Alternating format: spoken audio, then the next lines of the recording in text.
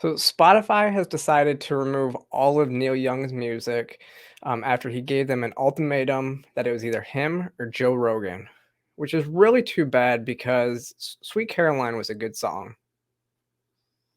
Wait, what's that? That's not him? Oh, that's Neil Diamond. Who's Neil Young?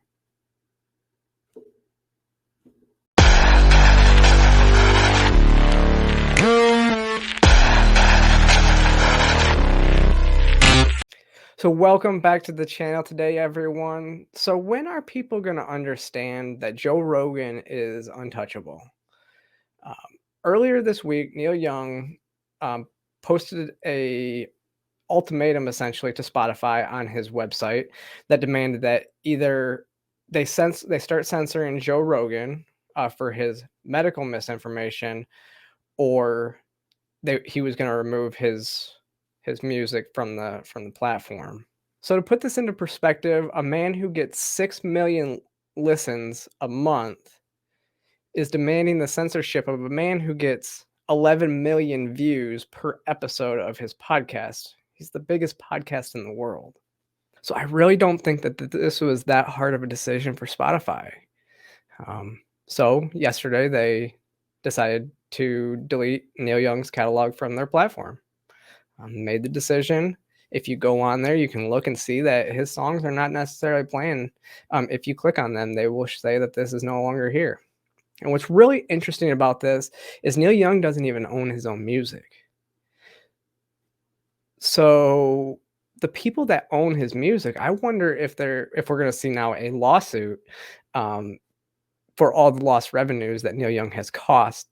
But I digress. So this instance actually comes after weeks of the left trying to get Rogan taken down for what they call spreading medical misinformation. Joe has had multiple doctors on his channel the last couple months, including Dr. Robert Malone, who is the founder of the mRNA technology, which is like the Pfizer and Moderna vaccines. And then he's also spoke about when he got COVID and what worked for him. You know, the drugs we're not allowed to mention on YouTube that supposedly don't work but have worked for a lot of people, and now they're removing emergency use authorizations for them because now they're saying that they don't work for Omicron, even though they may have worked for other variants in the past. And so people have had it out for Joe for a long time, but he's just asking questions. He even had CNN's top health expert on there to wonder why he called what he was taking horse pace, and the CNN health advisor had said that it was wrong for them to do that, even though he had never gone out there and corrected the host on on their shows. It's kind of his job. He let them characterize and miscommunicate what Joe Rogan actually took to get better on from COVID. And I'm just gonna go out on a limb and say the same thing I said about Dave Chappelle. Like 90% of the people that are calling for him to be canceled or him to be censored have never watched a single episode of his podcast. I mean, Joe has always joked that he's an idiot, that no one should ever take medical advice from him and talk to your doctor. Like those are the specific words that he says on his show all the time. So if you're not even going to take the time to go listen to what people are saying on his show, then really why are you out here condemning him and trying to get him taken off the air? You're just listening to the other people. You're quite literally a sheep. But that didn't stop 270 doctors from signing a petition against him to censor him. Though very few were actual doctors. Like there's a whole discrepancy of what of the people that actually signed this letter. There was an engineer, there was veterans, there were very few actual doctors that signed this letter, but the media put it out there as 270 doctors want Joe Rogan censored for medical misinformation. Who's spreading misinformation now, but this time about Joe Rogan? Now, I think the scariest person calling for the censorship of Joe Rogan is the Surgeon General of the United States. I mean, obviously, he's got these big government fantasies of silencing any opposition, but usually when that happens, it means you're doing something right. And Joe is definitely doing something right, and he's getting under the skin of the right people.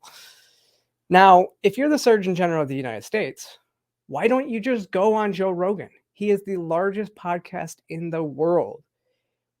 If he's so wrong, why don't you go on there and battle the misinformation with your information? I'm sure Joe Rogan would love to have the Surgeon General of the United States on his podcast.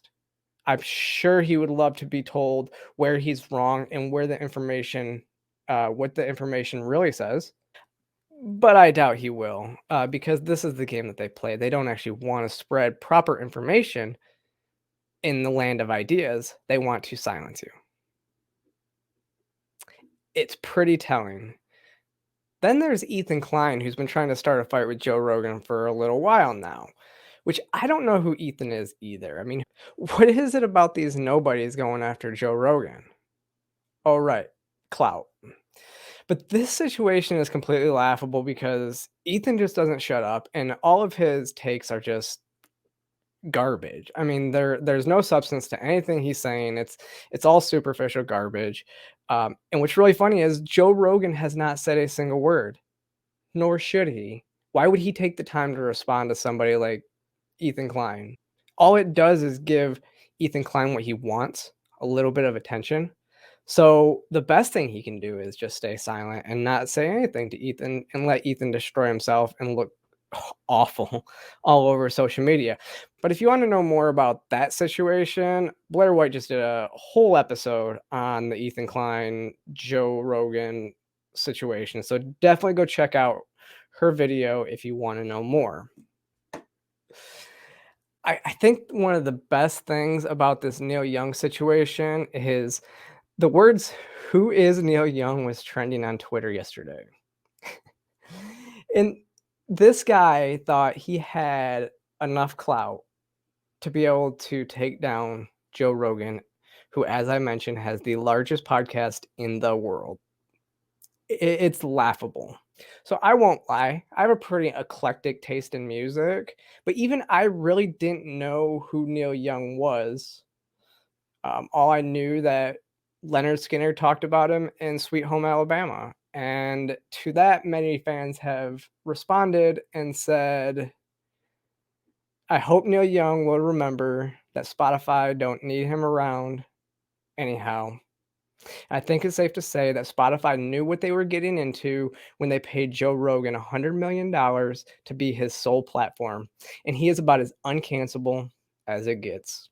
With that, make sure you guys click that like and subscribe button below. Follow me across all social media platforms, and I will see you guys next time.